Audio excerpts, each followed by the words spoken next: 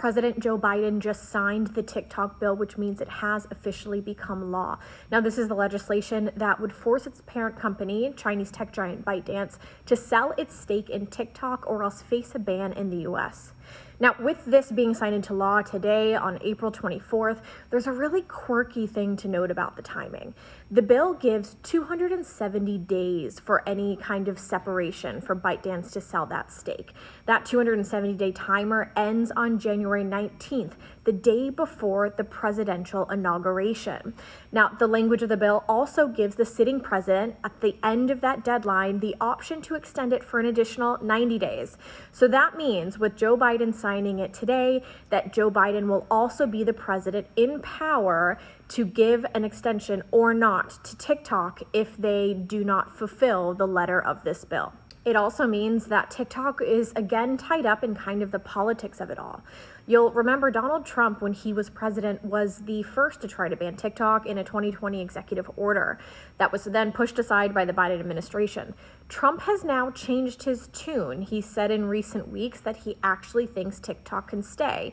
And of course, Donald Trump is the leading Republican candidate for president in this election year in 2024.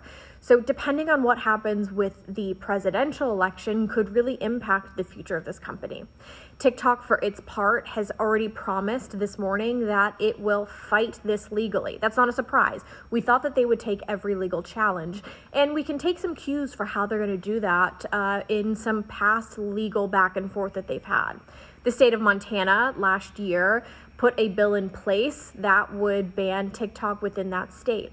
TikTok did make a legal challenge themselves. They also funded a number of users in their efforts to sue the state. The judge in Montana eventually blocked that bill from going into effect. So we could see something similar out of TikTok. There are a number of people that could fall under some of the arguments that the company's been making around the government blocking free speech with this bill or hurting folks economically, whether it's users, merchants, or creators who make their businesses on this platform. All this is to say that TikTok is still around for now, but this fight will continue to drag out over the next year and potentially longer if there is some kind of legal action and some kind of pause on the enforcement of this bill.